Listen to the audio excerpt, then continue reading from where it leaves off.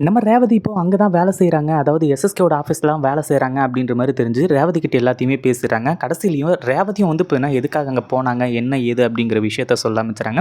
இப்ப என்னாச்சு அப்படின்னு பார்த்தீங்கன்னா, நம்ம ரேவதிய வச்சு அடுத்தடுத்த சில சம்பவங்கள்லாம் வந்து செய்ய போறாங்க. ரேவதி போனது வந்து இப்ப எஸ்எஸ்கேவ போட்டு தள்றதுக்கு. ஆனா இப்போ தன்னோட மகனான கௌதம வந்து இப்ப காப்பாத்துறதுக்கு இவ்ளோ ஹெல்ப் பண்ண போறாங்க அப்படின்ற விஷயம் அவங்களுக்கு தெரியாம இருந்துச்சு. இப்ப என்னாச்சு அப்படின்னு பார்த்தீங்கன்னா, ஏற்கனவே நம்ம இலக்கியா எஸ்எஸ்கேவோட ஆஃபீஸ்க்கு போயி, அந்த கேபின்ல வந்து ஒரு மைக்க செட் பண்ணி வச்சுட்டாங்க. அங்க என்ன பேசினாலும் இங்க கேட்குற மாரி. அந்த மாரி வந்து கேட்டுட்டு தான் உடனடியா நம்ம ரேவதிக்கு ஃபோன் பண்ணி, இந்த மாரி தான் யாரோ ஒருத்தர்கிட்ட வந்து எஸ்எஸ்கே பேசிட்டு இருக்கான். அது என்ன ஏது அப்படின்னு சொல்லிட்டு கொஞ்சம் பாருங்க அப்படின்ற மாரி வந்து சொல்றாங்க. இலக்கியா நீ எதுக்கும் கவலைப்படாத. நான் எல்லாத்தையுமே பார்த்து சொல்றேன். கண்டிப்பா இப்போ கார்த்திக் எங்க இருக்காரு அப்படின்ற ஒரு விஷயத்த வந்து நான் கண்டுபிடிச்சு சொல்லிடுறேன் அப்படின்ற மாரி சொல்லி, இப்போ ஃபோன எடுத்துட்டு வெளிய போன எஸ்எஸ்கேவ ஃபாலோ பண்ணிட்டு போறாங்க. இந்த வீடியோ புடிச்சிருந்தா லைக் பண்ணுங்க, ஷேர் பண்ணுங்க.